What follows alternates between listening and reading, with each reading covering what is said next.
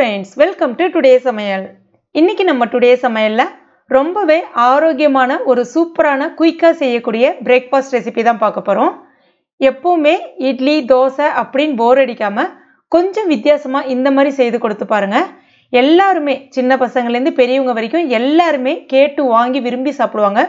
அவ்வளவு சுவையா இருக்கும், ஆரோக்கியமானதாவும் இருக்கும். இதை இப்ப நம்ம எப்படி செய்யறதுன்னு பார்க்கலாம். இது செய்யறதுக்கு முதல்ல ஒரு குக்கர்ல 1 கப் சம்பா கோதுமை ரவை. உங்களுக்கு டிபார்ட்மெண்ட் ஸ்டோர்ல, மளிகை கடைகள்ல எல்லா இடங்களையும் கிடைக்கும். இதுல அதிகப்படியான சத்துக்கள் இருக்கு. சேர்த்துக்கலாம். கூடவே 3 டேபிள் ஸ்பூன் கடலைப்பருப்பு.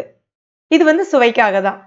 தேவையான அளவுக்கு தண்ணி சேர்த்து ஒரு முறை அலசிட்டு அந்த தண்ணியை வடிகட்டிட்டு கீழே ஊத்திடுங்க. மறுபடியும் 1 கப் ரவைக்கு 5 கப் அளவுக்கு தண்ணி சேர்க்கணும். இது சராசரியா 4 ல இருந்து 5 பேர் வரைக்கும் சாப்பிட முடியும்.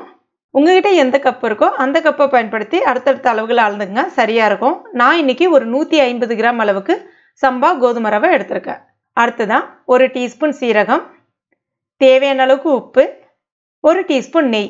நெய்க்கு பதிலாக நீங்கள் எண்ணெய் கூட பயன்படுத்திக்கலாம், தேங்காய் எண்ணெய் கூட பயன்படுத்தலாம்.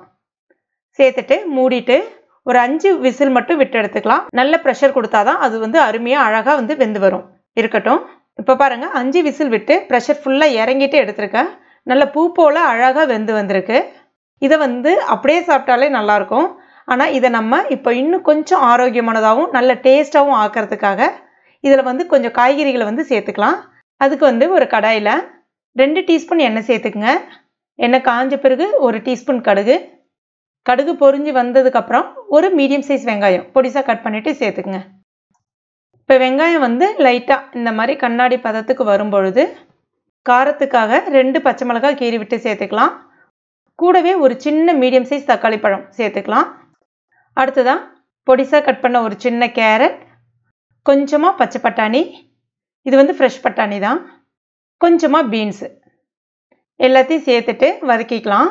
இது உங்களுக்கு என்ன காய்கறிகள் விருப்பம் இருக்கோ அந்த காய்கறிகளை நீங்கள் இதில் சேர்த்துக்கலாம். இதுதான் சேர்க்கணும் அப்படின்லாம் கிடையாது. நம்ம கஞ்சியில் ஆல்ரெடி உப்பு சேர்த்துருக்கோம். இப்போ இந்த காய்க்கு தேவையான அளவுக்கு மட்டும் உப்பு சேர்த்துட்டு ஒரு 2 நிமிஷத்துக்கு காய்கறிகளை நல்லா வதக்கி விட்டுக்கலாம். இப்போ இந்த மாதிரி வந்த பிறகு அந்த காய் முழுகிற அளவுக்கு மட்டும் தண்ணி சேர்த்துக்குங்க.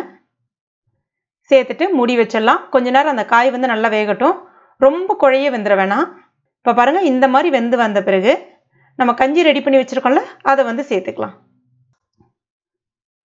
தேவையான அளவுக்கு தண்ணி சேர்த்து அட்ஜஸ்ட் பண்ணிக்கங்க. ரொம்ப திக்காக இருந்துடக்கூடாது. இது கொஞ்சம் ஆறி போக போக இன்னும் கொஞ்சம் திக்காக மாறும். அதனால இந்த கன்சிஸ்டன்சிக்கு இருக்கிற மாதிரி பார்த்துங்க. ஜஸ்ட் ஒரு கொதி மட்டும் வந்தால் போதும். இப்போ ஒரு கொதி வரும்போது ஒரு 1/2 டீஸ்பூன் அளவுக்கு மிளகு பொடி. மிளகு பொடி சேர்க்கும் போது பார்த்தீங்கன்னா அதனுடைய சுவை வேற லெவலாக இருக்கும். காரத்துக்காக நீங்கள் மிளகாய் பொடி அந்த மாதிரிலாம் எதுவுமே சேர்க்க வேணாம்.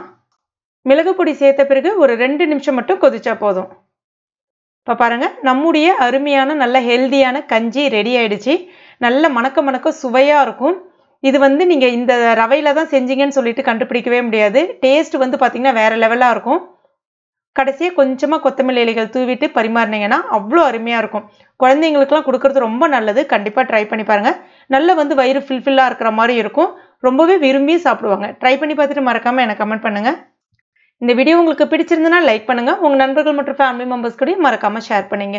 மேலும் இது போன்ற டேஸ்டி ரெசிபிகளுக்கு நம்ம டுடே சமையல் இது வரைக்கும் நீங்கள் சப்ஸ்கிரைப் பண்ணலைன்னா உடனே சப்ஸ்கிரைப் பண்ணிங்க. கூடவே மறக்காமல் அந்த பெல் நோட்டிஃபிகேஷன் சிம்லையும் ப்ரெஸ் பண்ணிங்க. தேங்க்யூ.